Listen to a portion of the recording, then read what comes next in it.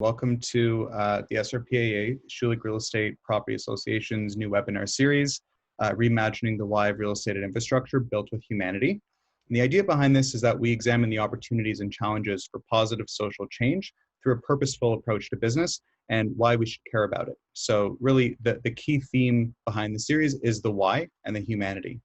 And we put the series of episodes together to serve as a platform to engage more of our alumni and other industry players to explore their feelings, aspirations, and ideas for reimagining how we do business to create a healthier and happier, more equitable planet. So before we get into episode 5, which is really exciting today, just want to make a little bit of a pitch about an interesting event that I think a lot of you would like to join. So it's been a long time since we've seen many of your faces in person. So on Monday, August 17th at 4 p.m., we're hosting a special Schulich Real Estate and Infrastructure alumni get-together on Zoom. It's framed around a special strategic leadership session led by Schulich professor Wissam Al-Husseini, and we'll have the opportunity to interact face-to-face and chat in smaller groups. So join us for some laughs and good banter and participate in a journey in time where you will be assuming roles of prominent leaders and making strategic decisions that will have profound impacts on your career. So registration info will be posted tomorrow on that, so look out for that. So without further ado, let's get right into episode 5, Reimagining Infrastructure and Empowering Communities.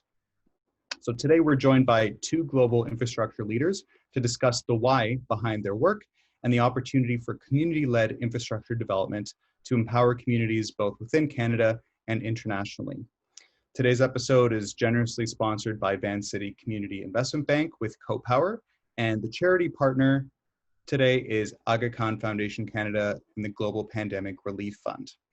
So it's my pleasure to introduce our speakers today. So first of all, we have Khalil Sharif, who joined the Aga Khan Foundation Canada as CEO in August 2005. He was previously with the Toronto office of McKinsey & Company, where he advised governments, financial institutions, and healthcare providers on strategy, organization, and operational improvement. The Aga Khan Foundation Canada tackles the root causes of poverty through a holistic and interconnected set of programs by addressing people's most pressing needs and enabling them to unlock their full potential. So thank you, Khalil, for joining us today. We are also hopefully joined today by David Isaac. He's just running a few minutes behind. I'm sure he'll jump on soon enough. David has been a longtime advocate for Indigenous health, the environment, and has previously served as a Deputy Executive Director for the Vancouver Native Health Society and the Center for Native Policy and Research. David is currently the president of the W-Dusk Energy Group, which focuses on Indigenous communities to harness the power of their renewable energy resources in tandem with broader community development initiatives like planning, food systems, and infrastructure development. The W-Dusk Group is actively developing large and small scale projects throughout Canada, including solar, small hydro, and wind energy. So we are also joined today by Trish Nixon as moderator. Trish Nixon serves as CEO of CoPower Inc., as well as Director, Capital and Investments of Van City Community Investment Bank. Tricia spent her career working to accelerate impact investing in Canada. As an early member of CoPower's executive team, Trish was instrumental in the development of the firm's clean energy investment products, in building a client base of over 800 mission-aligned investors, and in facilitating the acquisition by Van City Community Investment Bank. Trish is the 2016 recipient of the Edward Newton Award for Social Innovation and co-recipient of the 2017 Clean 50 Award for Environmental Entrepreneurship. So without further ado, and we are joined by Dave. Awesome. Take it away, Hi. Trish. All right, thank you so much for that introduction, Lirad. And Dave, glad you jumped in and are here. Super excited for today's conversation. So thank you to the Schulich alum for putting it on. Lirad did an excellent job introducing me. So, as he mentioned, I'm leading funding at BCIB, which is Canada's first and only bank dedicated 100% to impact. So BCIB uses the tools of finance to build a more sustainable tomorrow by partnering, financing and banking organizations who are driving positive social and environmental change in our communities. And I joined, as he said, through the acquisition of CoPower Inc., company I helped build that specifically is focused on accelerating the low carbon transition by financing underserved green infrastructure projects. and by empowering investors of all sizes, from institutional to retail investors, to participate in the opportunity through our flagship green bond product and our online exempt market dealer platform. So having spent my career working to drive positive change through finance and largely in infrastructure, I'm super excited to have the opportunity to speak with these two leaders today who are creating tangible impact through community-led infrastructure. Just a note to those listening, please feel free to type questions into the Q&A chat box as we go, and I'll try and weave them into the conversation throughout, but I'll also leave a few minutes at the end of our hour for Q&A with the panelists. So to kick off, given the context of this conversation and the series, I thought I'd start by diving into a bit deeper into our panelists' personal journeys to understand your why. So Khalil, why don't I start with you? Can you tell us a bit about what led you to join the Aga Khan Foundation and the core challenge that you're working to address there? Thanks, Trish. It's a real delight to be with you. Thank you for the invitation. I want to also thank you for the contribution that's being made on the occasion of this session to the Foundation's Global Pandemic Relief Fund.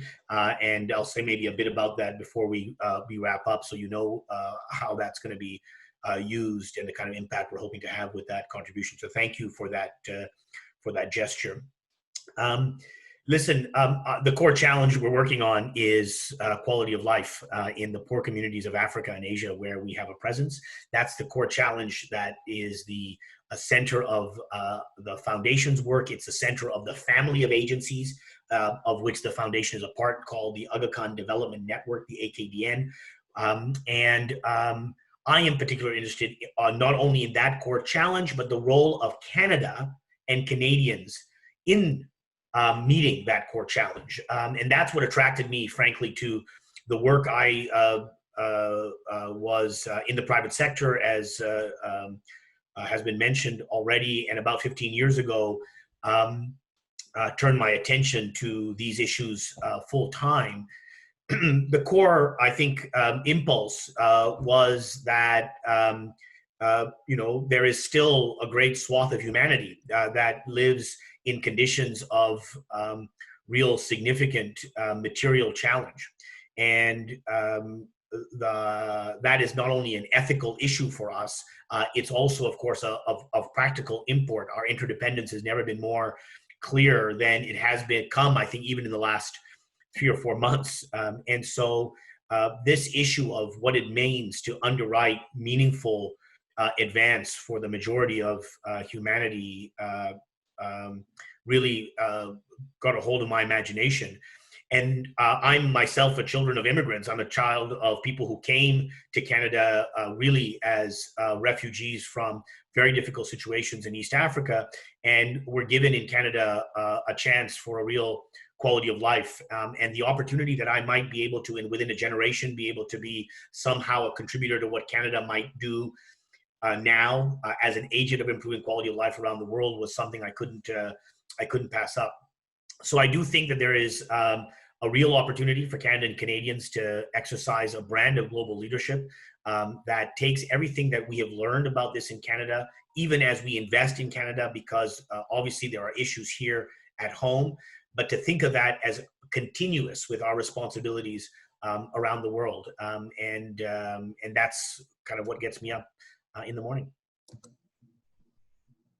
That's great. Thanks so much for that. And Dave, now your company is tackling a huge challenge right here in Canada by helping develop green infrastructure projects with a focus on Indigenous communities. I know a little bit from my CoPower experience how hard those projects can be to get off the ground despite the clear need and opportunity. So can you share a little bit with us about the specific gap that you're addressing and why you're focusing your energy there? What brought you there? For sure. Yeah. So I think Khalil hit the nail on the head with the quality of life, and really it is at the end of the day what it's about, and what I guess going back to when I was really a teenager, I learned about renewable energy, and really have just been following a vision I had since then. Really see it as a vehicle for communities to sort of get out of the economic and social disparities that we have. It's something that in sort of my career I've seen, going back to the early 2000s, renewable energy was a bit of a luxury wish list in First Nations and Indigenous communities, and now it's really hopefully becoming a standard. And it's really, I think, the symbolism of it all, particularly in North America, where, to be honest, we've been a resource extraction economy. When you see things like a community solar farm go up, it represents, it gives a lot of hope to communities, and it really symbolizes a lot of the ideals and cultural and worldviews that sort of embody Indigenous worldviews, perspectives. So it's something that has a very practical function in communities for self-sufficiency, and for, when you look at things like power purchase agreements or EPAs, these are 20 to 25-year fixed agreements, and these are excellent ways for communities to become effectively more independent and self-sufficient, and in a manner that honors the earth and honors a lot of their traditional territories by being in the nature of the technology being non-extractive. So it has a lot of meaning in communities, and that's, I think, what motivates us. And I believe, actually, as of last year, 1 in 5 renewable energy projects in Canada are First Nations led. So it's a revolution on the res right now, and we just unfortunately don't have enough resources or policy environment to support the great need that's there. But luckily, there are institutions like Van City, and there's a growing awareness, and we also have a technology boom, I suppose, in particular with solar and wind, that make it a lot more possible. But frankly, right now, the main gap is utilities and government policy. But I'll get more into that, I suppose. Yeah, no, for sure, and we've certainly experienced that as well. I think we're broadly can agree that there's a lot of technologies available, commercially viable, at our disposal, and the opportunity to for clean energy to proliferate is so clear, and involves a lot of stakeholders. But I do know that understand that your WDusk Energy has taken an innovative approach to ensure community-led and community-owned green infrastructure, which is obviously a key topic of today's conversation. So can you tell us more about the specific approach that you're taking and what's made it successful? Absolutely. So I might cite our more recent project in Fisher River in Manitoba. It's about 2 or 3 hours north of Winnipeg and drive. And basically, the model that I think that really sort of embodies the projects and the types of impact that we try to facilitate in communities. It's a 1 megawatt project, which I think is universally applicable to really every community there's of the 600 plus First Nations in Canada. I think really there should be at least a 1 megawatt solar farm in every one of them. I think it's a model that again is practical, it's tangible, and it's just the right size in that it's impactful. So 1 megawatt for those of you wondering is the power equivalent, depending on how you calculate it, roughly 250 to 350 homes, depending on the site. It's a fixed, it's a contract that's extended over, again, 20 plus years. And that project, it was interesting. We basically brought in a sort of certificate training, and and got about 15 community members who signed up. Never saw a solar panel in their life. And basically over a 3-day workshop, became certified solar technicians, which can bring them anywhere in North America. And then literally after their last day, we brought them into onto the site, and they literally built the project. So there was nearly 3,000 panels that went up.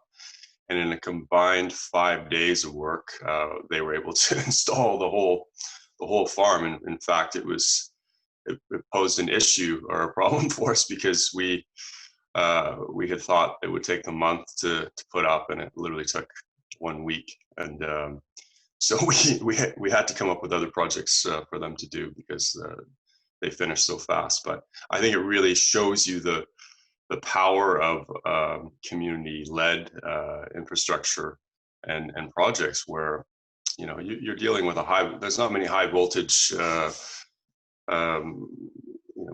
utility scale projects that you can build with somebody who hasn't actually seen a solar panel in their lives just the week before. And there was a real sense of ownership that was also achieved, which I think is, it's not in the ROI or in the business case, but I think it really is. You just speak to any one of those installers, and these are structures that are going to be in the community probably 50 years, and there's this transformation that happens, and the complexion of the community overnight becomes modernized, and it also symbolizes, like I said, self-sufficiency and indigenous worldview. Really, solar panels are the technological embodiment of indigenous worldview perspectives. It's self-sufficient, it's hyper-localized, it's connected to a star. There's many sort of philosophical underpinnings to it, which resonate, I believe, with community. And again, there's not many revolutions you can have in your backyard and this is one of them. And couple that with a post-COVID world and economy, obviously, to policymakers now, things like food and energy make a lot more sense. But then beyond that, we're operating on a Model T type of electrical grid in North America and the world. Not much has changed, and now we're entering the third industrial revolution in real time with real-time climate change. So this is not only certainly is not a luxury, but it really should be the standard of all communities, and the digitization of energy is happening. And strangely, we're seeing sort of a counterintuitive evolution of this new grid happening, not in cities and urban centers more, but actually in First Nations communities. So it's a sort of a backwards to history type of pathway for it right now, which is kind of interesting, and a historic opportunity for First Nations to really become part of a changeover or attack towards hyper-localized, digitized, IoT-enabled energy systems. So so it's exciting stuff, and there's a lot backing it beyond price per watt and technology. For sure. Well, I mean, it seems like there's a lot in that model that all communities in Canada and not just in Canada, I think a lot of communities globally could certainly learn from. Fascinating to hear, a 3-day training session, and I think the retraining and the labor issues of our energy sector here in Canada, is often a hot topic. And, it seems you make it sound very, very simple to retrain solar technicians and get projects built quickly.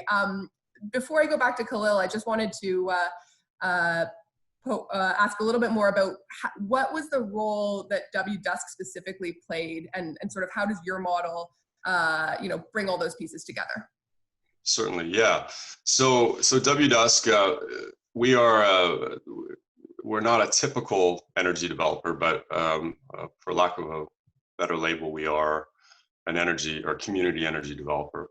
And so what we ensure is, and what we're really trying to do as well is kind of make a race to hold space for community and make sure that things like this solar revolution are actually going to be led by communities as they should. The nature of the energy world and energy sector, it's such a dramatic transformation right now that it is an incredible opportunity for communities to find new models of income and revenue, but also not have to rely on expensive and oftentimes dirty energy. And so what we do is we develop it as an EPC for solar.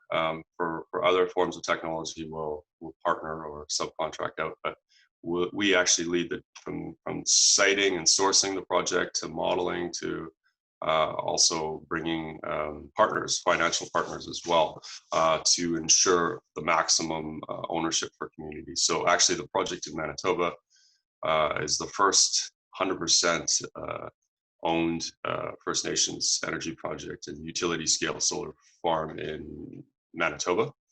So it's a real precedent there. And oftentimes we find ourselves actually really leading policy and lobby effort in tandem with the actual project. So it feels like the project itself is the easier part, but it's assembling all of the relationships and the policy pieces ahead of time, or oftentimes in tandem with the actual project. So that always makes it a little bit more interesting and tiring, but it's funny how the actual project itself is I always look forward to and actually get involved in. I like the community piece of it, but yeah, basically, it's a community owned model that we try to bring.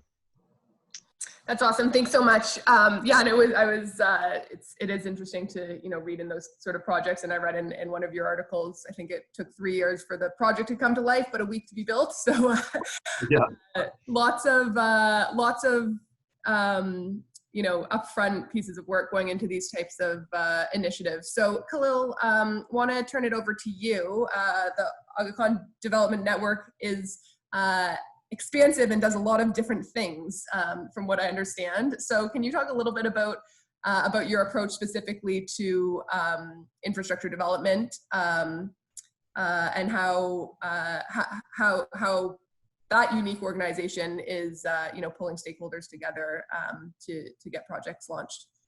Well, look, thanks, Trish. A lot of what Dave has said right now resonates a lot. I mean, he's talked about this idea of ownership, which to me is so important, not only in a formal legal sense, but in a kind of an emotional sense, that people feel vested, and that that the project is not being done to them, but that they have a measure of ownership and control over the destiny of the project. So I think that's really important. The second thing I heard Dave talk about, which resonates a lot to me as a principle of work, is this idea of the role that some of these infrastructure projects can play in overcoming marginalization.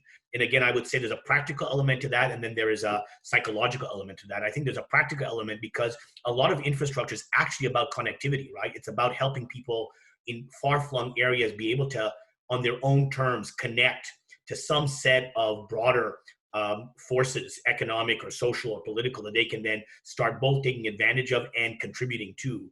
So I think that's a really important part of the infrastructure posture we take, that one of the most difficult parts of the development equation is isolation, and having people overcome both the practical and the psychological elements of isolation so they can take advantage of broader currents and forces is such an important part of this. And I heard a lot of that in what Dave was saying, which resonated. And the third thing is this last answer that Dave gave to your last question about WDUC's kind of particular role. And I want to just spend a few minutes on that, because I actually would say that the most important constraint on this is exactly the role that WDUC is playing, and I think what the Aga Khan Development Network plays, which is this idea of a project sponsor who's ready to put in the sweat equity to bring in multiple players and then come up with the creative deal that allows the project to work. And I don't mean work on financial terms. Yes, it has to work on financial terms. We're not interested in creating indefinite liabilities on philanthropy or on subsidy, right? It has to work on financial terms. But everything we now know about the success of these projects is a financially successful project on its own doesn't do anything for you. It has to tick a whole set of other boxes. I mean, the financial viability is simply a ticket to play. It's actually everything beyond that.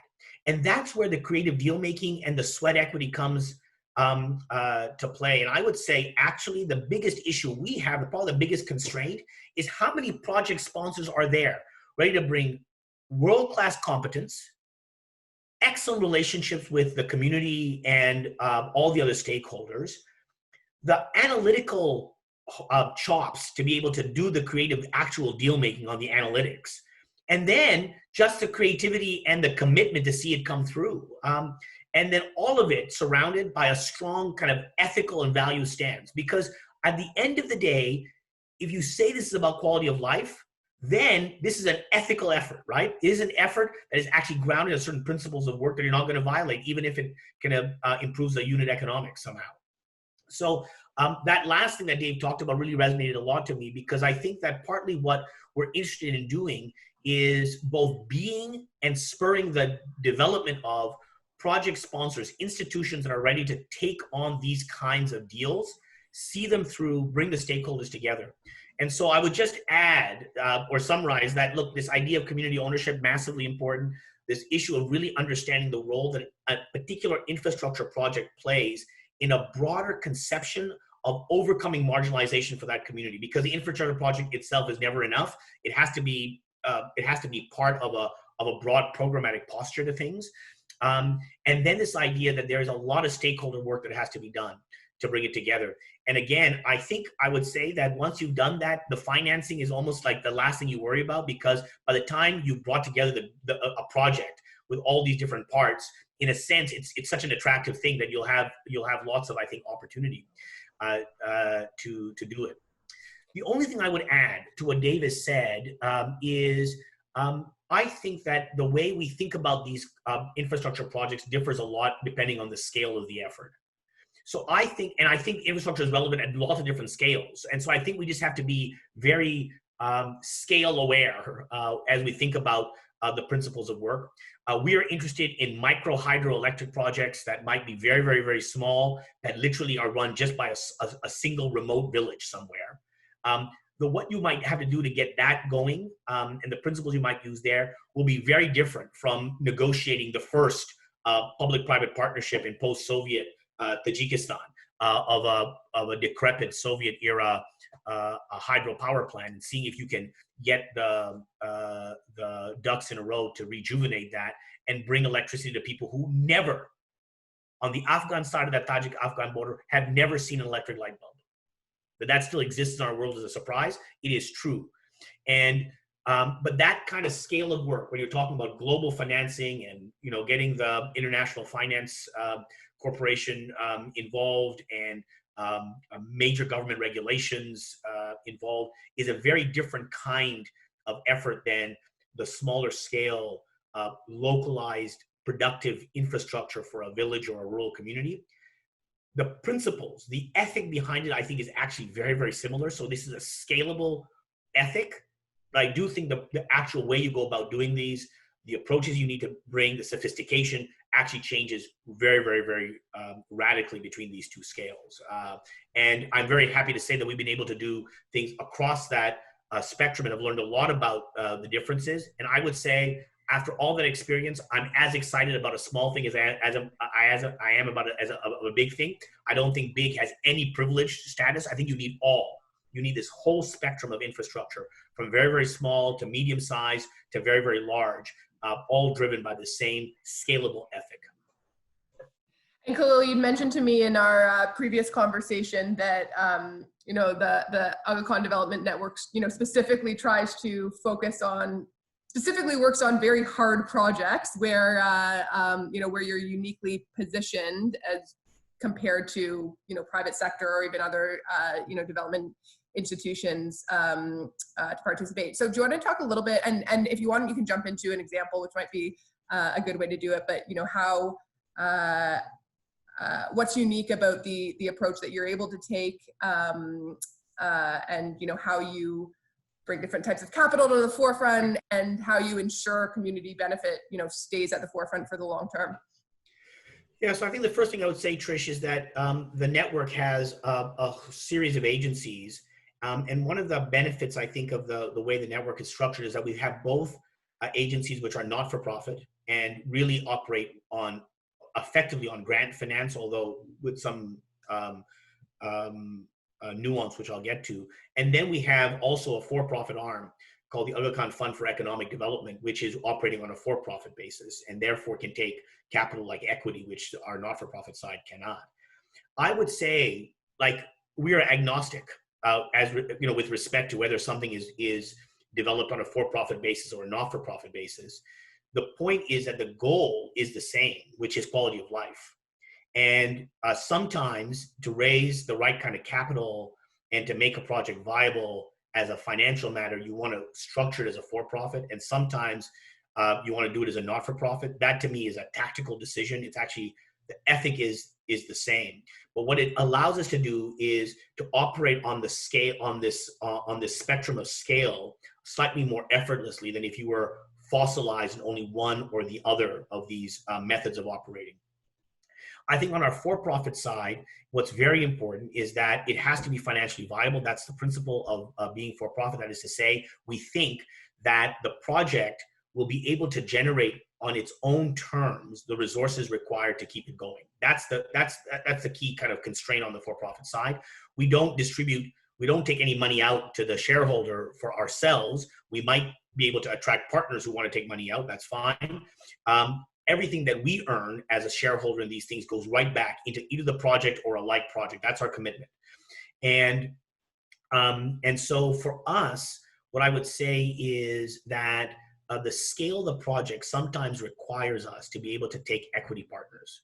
And in general, I would say on that side of the house, equity partners are always more attractive than debt partners, because we are involved in risky efforts. If some other private sector entity is ready to go in and do an infrastructure project, that's almost a good reason for us not to do it, right? Because it's just too attractive financially. What we should be doing is working at the frontier. So let me just give you this little example that I referred to. We have had a development program and a presence in Eastern Tajikistan, which is the last of the republics of on the western edge of the old Soviet Union, right on the border of Afghanistan. And here you actually had a population that was used to massively Soviet subsidized energy, and the whole thing collapses. And the infrastructure began to deteriorate very, very rapidly. And so we negotiated through our for-profit arm, through the Aga Khan Fund for Economic Development, the first post-Soviet public-private partnership to assume management control of that hydropower effort, and went from 10% electricity access to 99% in this part of Eastern Tajikistan. The interesting thing, of course, is that it's actually it's a run-of-the-river hydropower effort. And that river is the border between Tajikistan and Afghanistan. And while the Tajik side of the border had benefited historically from Soviet investment, the Afghan side was operating on effectively medieval infrastructure, no electricity ever.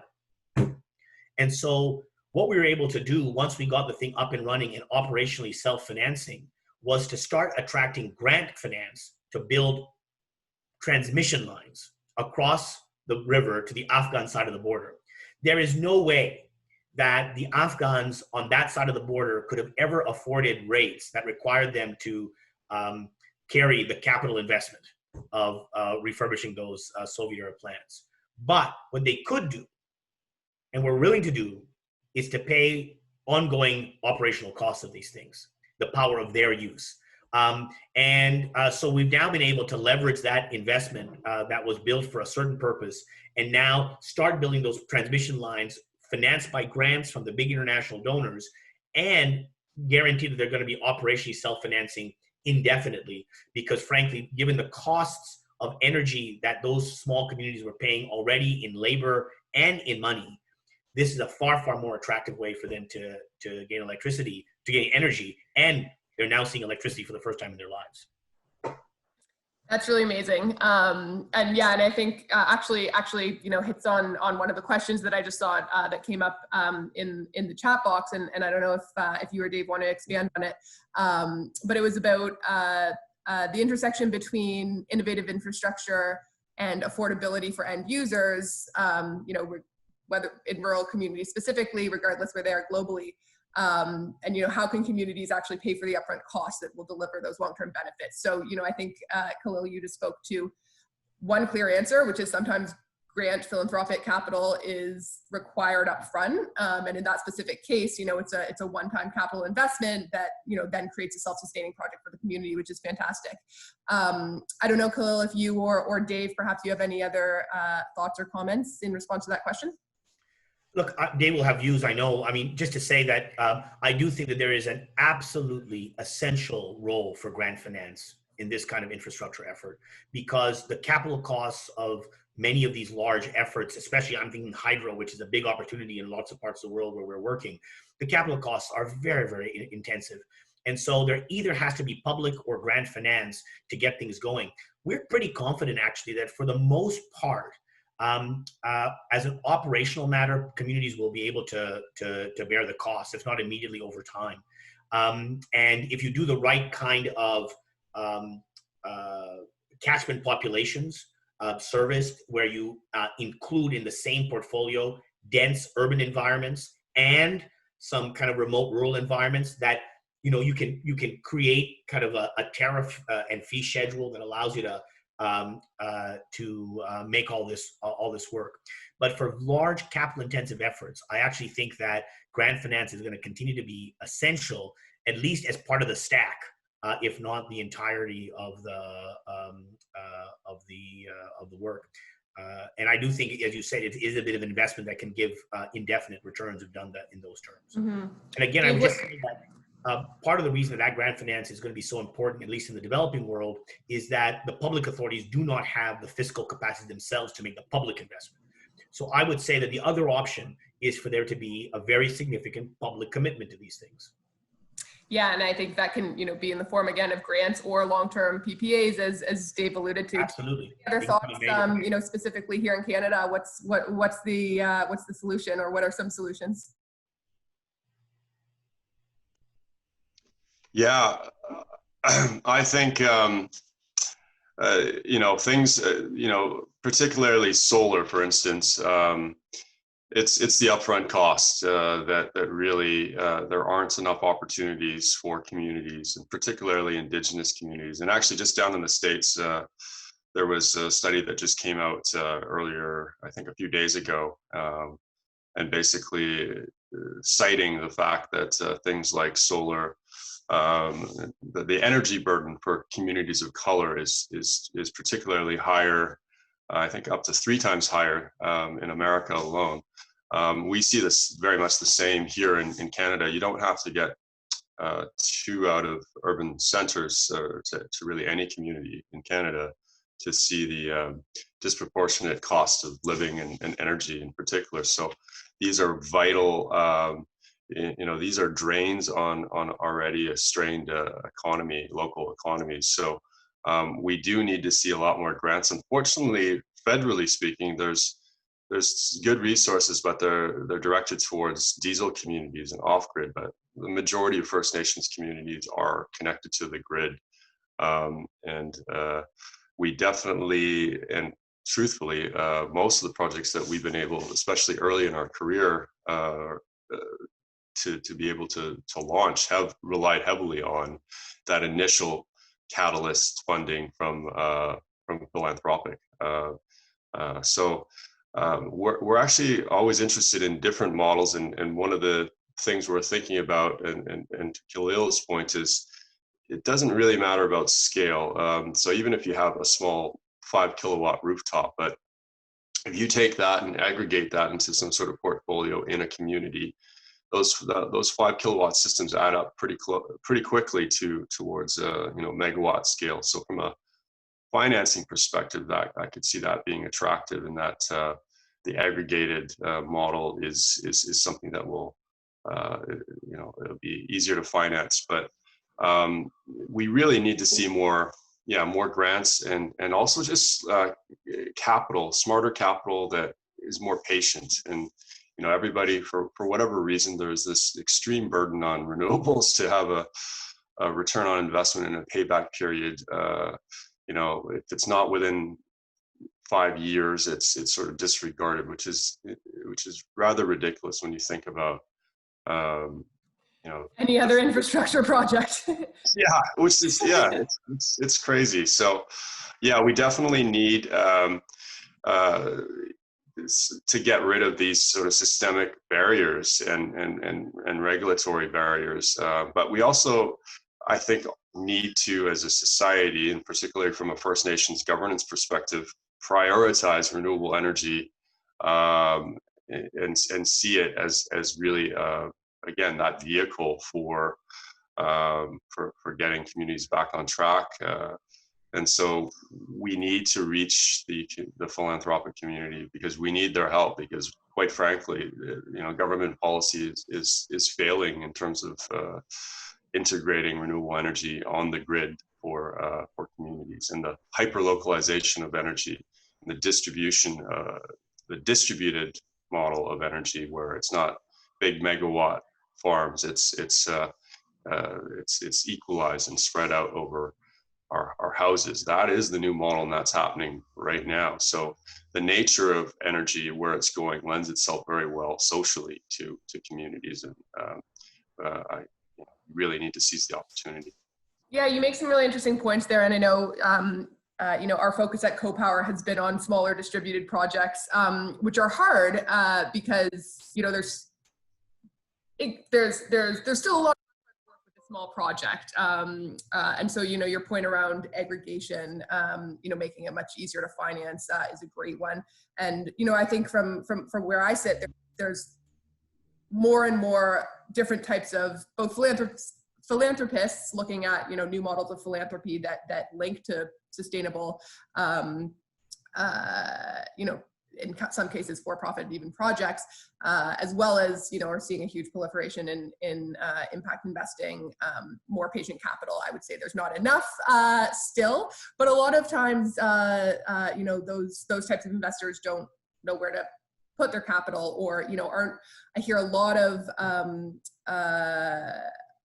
of talk about the challenges of finding shovel-ready kind of projects to invest in, investment products that can facilitate investing for the types of social and environmental impact that we're talking about here.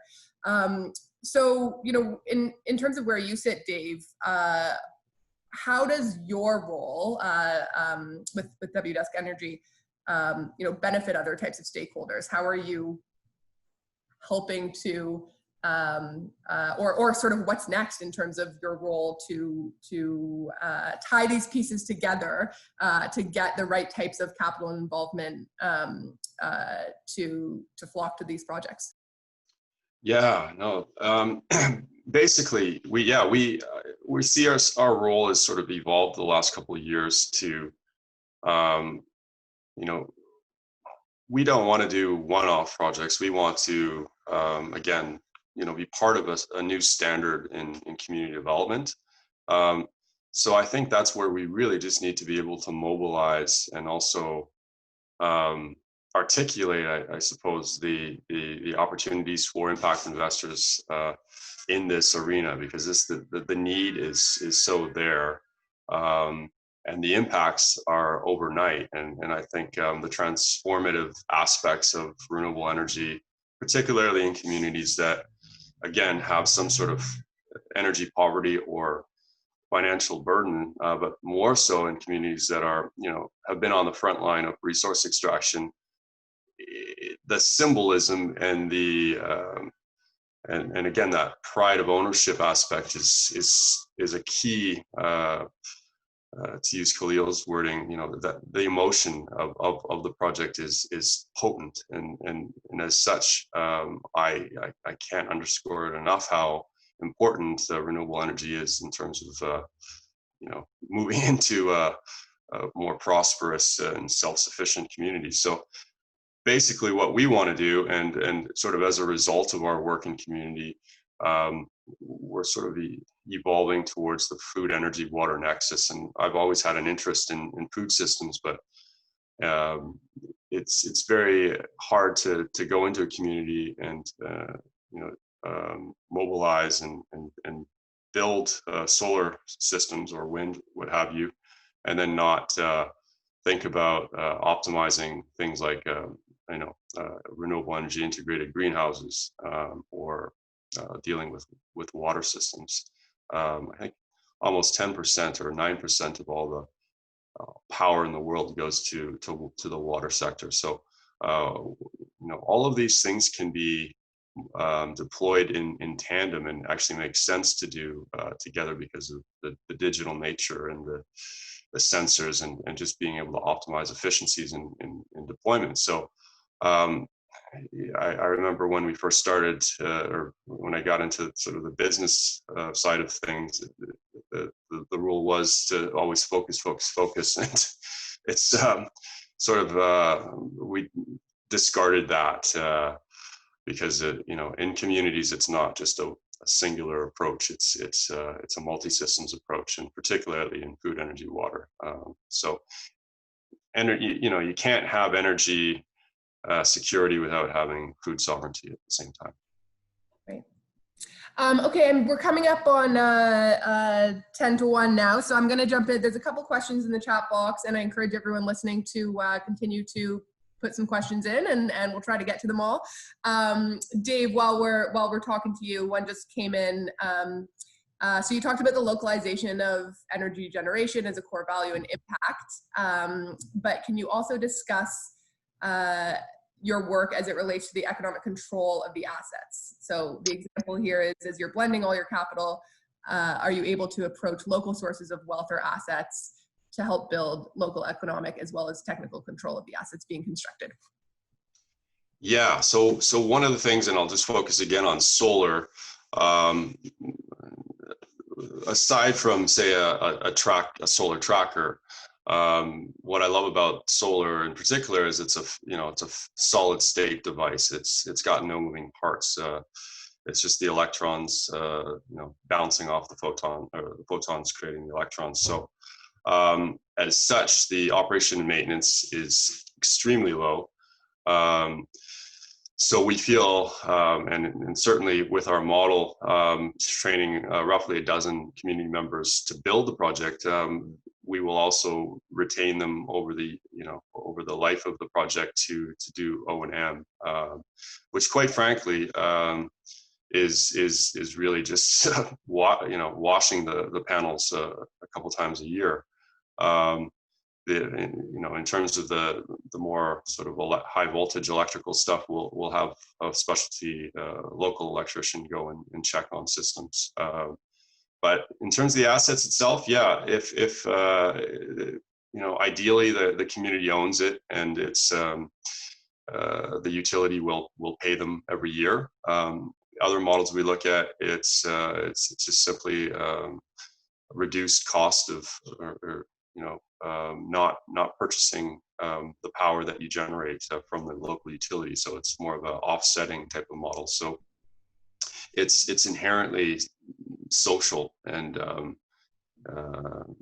really creates just really from a management perspective, it's surprisingly straightforward. But ideally, most communities will have some sort of economic development wing or an actual venture company, and that's where we'd like to sort of start is have that company at an arm's length away. Because the other thing is when you're dealing with First Nations communities, there are some inherent and sort of antiquated policies, namely the Indian Act policy, which is still in existence. And basically, depending on which community you are in, there'll be a turnover of chief and council, either 2 to 4 years. And from a business and from a project perspective, that can pose an issue depending on the scale and the size of it. So having an ECDEV corporation that's owned or operated by the community is a big plus, and one of the sort of criteria we like to look at when we're looking at larger projects. Right, that's great. Khalil, how does that play out in the communities that you're working in? Now, it's such a great question. What it introduces is that each of these infrastructure projects need an institutional kind of vision around them. And that's actually really important. This idea that we're often working in settings where there are either very few institutions which may be strong but not don't have the specific competence in relation to this kind of infrastructure, or where they're just fragile institutions. And so I don't think there's any one size fits all on this. It depends on the type of infrastructure and the scale of infrastructure. What are the principles of work?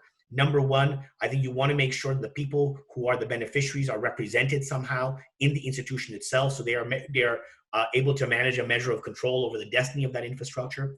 Two, you need to make sure you are thinking hard about the immediate and long-term competence and capacity required to manage the infrastructure so that you're not creating white elephants.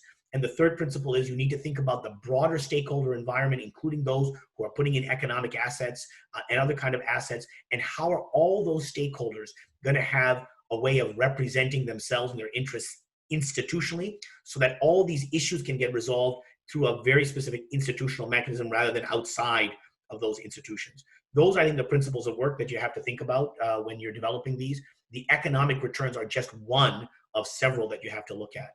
But I would say everything from, giving an asset over to a community and allowing the community to develop a governance model around the asset, charge back, maintain, to creating a separate company that is actually not owned by any of the members of the community, maybe is a not-for-profit that has stakeholders represented and has a particular relationship with the government. Everything kind of in between those should all be on the table as long as those principles of work are maintained, depending on the context. Great, thanks. Another question came in actually earlier in the conversation, but we were hopping around. But Khalil, I wanted to direct it to you now. You were speaking earlier about maintaining ethics, in whichever types of and scales of projects you're doing.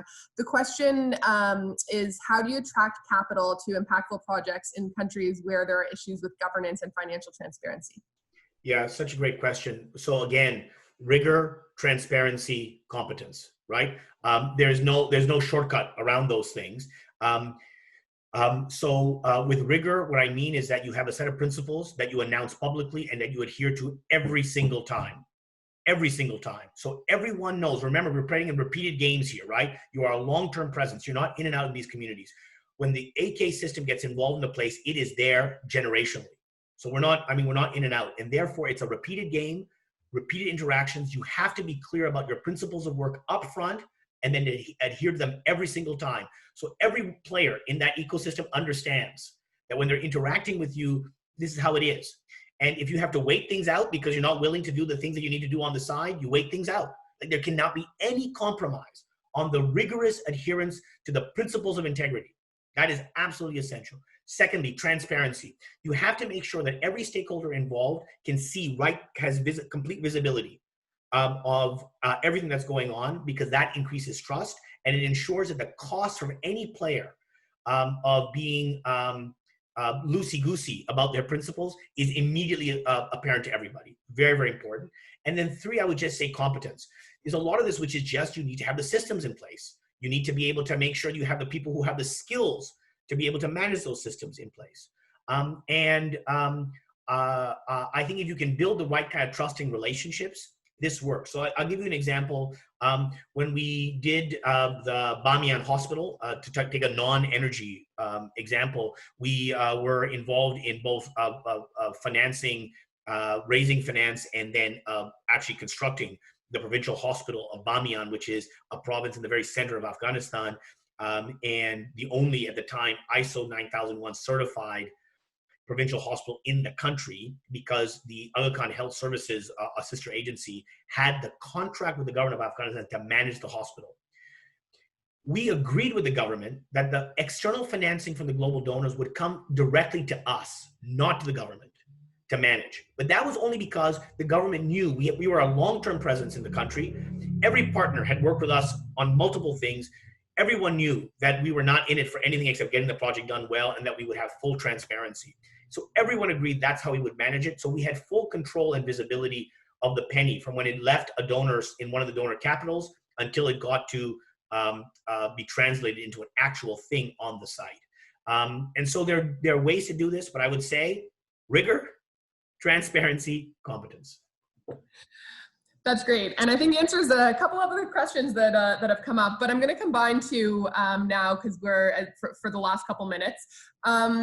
So, you know, in the projects that you're working in, both Dave and Khalil, you know, sometimes they have different types of risks than what more traditional investors are used to, whether it's, you know, country risk, whether it's, you know, the certainty of the kind of long-term involvement of the various players or what have you. So I guess two questions, choose one or the other, or combine your answer. How are you handling this, sort of the risk allocation? And do you have any examples of where you've attracted more mainstream private capital, whether it's local, an indigenous trust, or a local or national pension plan, or another, you know, more traditional institutional investor? You know, how have you de-risked it to be able to attract that type of capital? Dave, after you. Oh, okay, sure. I'm off mute. Okay, good. Yeah, so one of the things, and I think I had maybe mentioned, is it's more so on the scale side, but it also sort of lends itself is, if from a portfolio perspective, if you can aggregate the various projects and you know, raise the capital for multiple project sites, that obviously de-risks it a bit. I think there's enough sort of growing examples with things like solid state devices that are as proven as solar in particular, that you know, there are a lot of investors that actually see First Nations renewable energy projects as a lot more stable, certainly, than things like oil and gas projects right now. And so it's yeah, there is definitely an approach that we need to take, just in terms of finding ways of getting more of the traditional investors on board. But I think there are enough progressive and future forward minded investors out there right now that are sort of already illuminated to the safe and bankable projects that are on communities already. I don't have much to add to what Dave said. I guess the two things that come to mind are, one, I think one has to be very careful about timing. When is it in the life of a project's development do you start bringing on external partners, especially those who may not be familiar with this particular context? That is a very, very important judgment call on the part of project sponsors, because there is a lot of opportunity early on in the project through your sweat equity to de-risk projects through the right kind of stakeholder engagement. And I would say that I would be very careful about prematurely bringing on external financial partners who do not understand the landscape in which you're dealing. And so I do think that one way of managing risk here is to essentially try to de-risk the project and give yourself certain kind of de-risking stage gates. And at every stage gate you pass, it will allow you to bring on another kind of partner to the table, but not to bring on partners prematurely. So before their stage gate, you've arrived at the stage gate, which is appropriate for that kind of an investor. And the second thing I would just say is, again, I think you have to be so careful about the framework of agreements we come to with stakeholders to make sure everyone understands upfront the nature of the risks, and two, everyone has clarity about exit. I can't say enough how important it is at the time of entry to be clear about exits. What are the parameters of exit? How do we make sure that is a dramatized event so that it's very, very clear at the outset how we're going to think about exits, either because of unfortunate developments, or because people have timed out their cash outs. Thanks so much for this. I wish we had more time, more questions to be had. Certainly, you know, and I'm sure to the audience members, you can search for Khalil or Dave on LinkedIn if there's anything else you needed to ask pressing that we didn't get to today. But given the hour, I will thank you both for a fascinating conversation. Really enjoyed talking to you, and thank everybody for tuning in. I'm not sure if if Leerad or anyone else needed to close out, but I'm sure people are dropping off now. So we'll say thank you and have a great rest of your day. Yeah, thanks a lot, guys. And before I let everyone go, so just want to remind you again, so thank you on behalf of the SRPAA and everyone that attended, David, Khalil, and Trish. That was an excellent conversation, really, really strong insights. And I think it makes it clear that the power of community-led infrastructure development can really transform communities and create opportunities that have never before existed. So thank you for sharing all your experiences. It was wonderful.